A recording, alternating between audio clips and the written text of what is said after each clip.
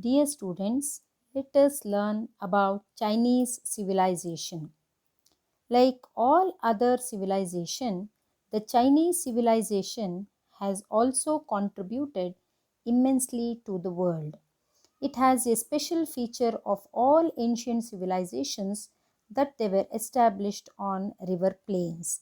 Chinese civilization was also no exception to this. And China developed on the river bank called Hangzhou. River Hangzhou is also called as China's Saro because whenever the flood occurred in this river, it changed its course and brought unpredictable misery to the people of China. River Huanghe is also called as Yellow River. Here is a map of China. You can see China is located in ancient continent, and the blue line what you are seeing is the river Hangzhou which flows in China. And you can see that river Huanghe, the beautiful view, and why it is called as an yellow river. And it changed its course whenever the flood occurred and brought a great misery to the people of China. So that is why it is also called as Yellow River. And you can see the two beautiful rivers which flows in China. The upper part you can see river Huanghe, and the lower part you can see the flow of Yangtze-Kiang River. And coming to the Chinese civilization, the river Huanghe was alive to the people of China, and it would render all the canals useless whenever the flood occurred. That is why the people of that area, they referred to it as the symbol of sorrow because it brought a great sorrow in the life of Chinese. According to archaeological evidences, the first ruling family of the Chinese civilization was the Shang dynasty. And this Shang dynasty ruled in 18th century BCE and the 12th century BCE. Under the rule of this Shang dynasty, the people had developed a wonderful culture by the 14th century before contemporary era. The Shang dynasty was overpowered by the neighboring Zhou dynasty. So here is a picture of Shang dynasty, the founder of the Shang dynasty. Like in Indian history, we study about the various dynasties. Similarly, China also had many royal families like Shan dynasty, Zhou dynasty, Xin dynasty, Shikyang dynasty, Qin dynasty. The word China is derived from the word Qin dynasty. The Zhou dynasty continued the good tradition of the Shang culture and it ruled up to 250 BCE. In the Zhou dynasty, there was a section of officials below the kings, and the king allotted portions of land to these officials. In return of that, the officials supported the king during the battles. Even in the social stratification, the communities in the next level were the merchants and the craftsmen. Apart from them, we can also find a great majority of peasants or the farmers. They also lived in the society and they were in the lowest strata in the social hierarchy were the slaves. The existence of slaves is the black mark in the society of China. So here is a picture of the official who worked under the king. This was the social hierarchical system which existed in China. So you can also see the merchants doing the variety of the trade activities, and you can see some group of people doing the porcelain or pottery. China was also very famous for this activity.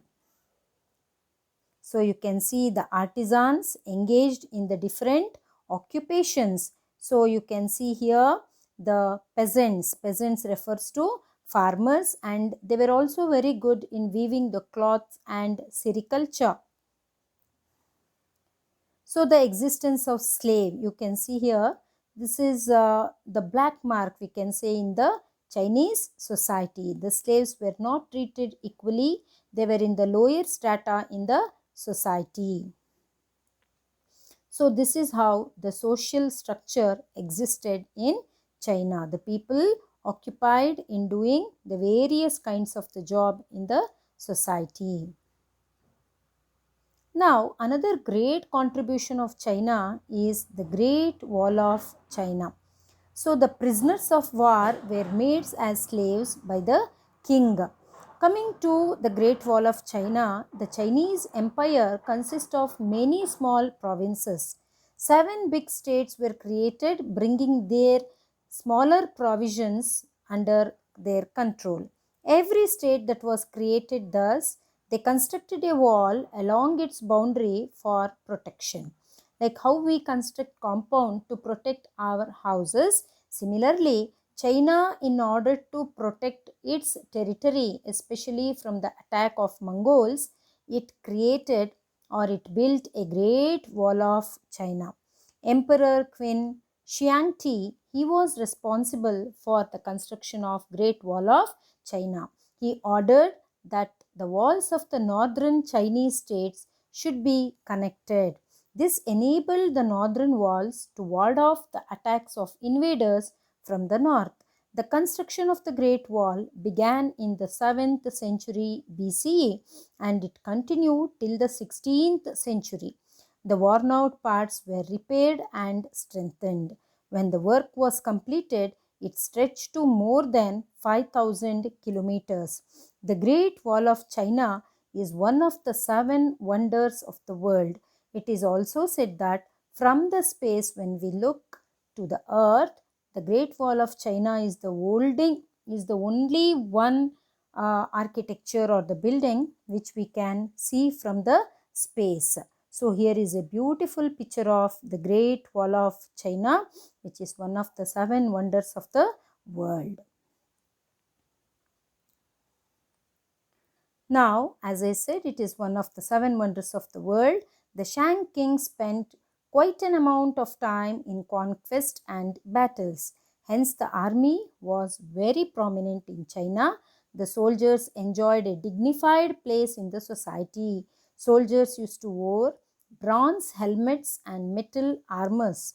The bronze daggers, axes, bows, iron-tipped arrows which they used have been found. The people of the Shang dynasty depended on agriculture. They had a well-organized system of irrigation. What does irrigation refers to?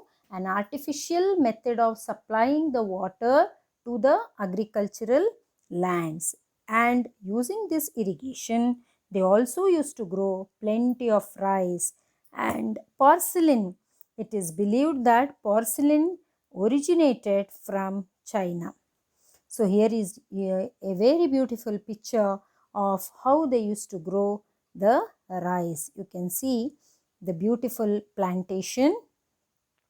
And as I said, porcelain. This is the great contribution of the Chinese.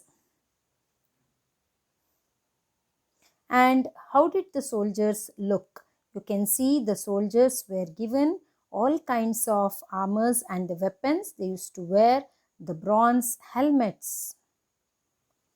Now coming to Chinese writing, these early people also created a system of writing which was in the form of a picture. How did they represent 0? You can see in the different manners. This was the writings of ancient Chinese. And here is a picture of the agriculture. How did they engage in doing agriculture during the Shang dynasty? How the people engaged themselves in doing agriculture. Now, semi-porcelain objects were in use from 1600 BCE. By the time of the reign of Han dynasty, the glazed porcelain and porcelain became one of the important occupation of the people. It had developed into an exotic and beautiful art. The Chinese used to bury their dead bodies along with the porcelain pots. The big porcelain pots were made and animals and the human beings and other objects whatever they loved that was kept inside these porcelain pots. The Chinese used to wear thin cotton dresses, and they also used to wear the silk. Sericulture, that is making the silk cloths from silk worm, was another important major occupation of the Chinese, and it is said that silk was also exported to India, and the route from which China to India the silk was exported, it was called as a silk route. You might have heard about China's silk. That was the popularity of the Chinese sericulture. Here is a picture of Han Dynasty. Here you can see how the silk is made from the cocoons of silkworm. You can see how the cocoons are coming from the silkworm, and this is how they developed the sericulture. The silk worm that was put to the boiling water, and a fine thread was taken from this silkworm, and using that thread they used to make a silk cloth. And Queen Siliang, she was the first woman to discover the silk. Here is her picture. Now let us see how was the invention of the silk. Silk manufacturing was very prominent industry in China. The Chinese used to make excellent pots and had learned to make various objects from the porcelain. It was a custom of the Chinese to worship their ancestors too. They believed that a dead man became a spirit and that the spirit had the special powers. The dead body was buried along with various wooden articles, pots, bronze vessels, and other objects. The tombs of the king used to be very quite large. The Chinese tradition of writing began with the pictures and got transformed into an ideographic script in the later days. Writers used to write even on the silk and on the bamboo slips too. Porcelain and the Great Wall, they are the exceptional contribution to their culture. So here you can see the beautiful weaving of the silk made from China. How they are weaving the cloth using the sericulture making the silk. And invention of the silk. Here is also a picture how silk was invented by the Chinese.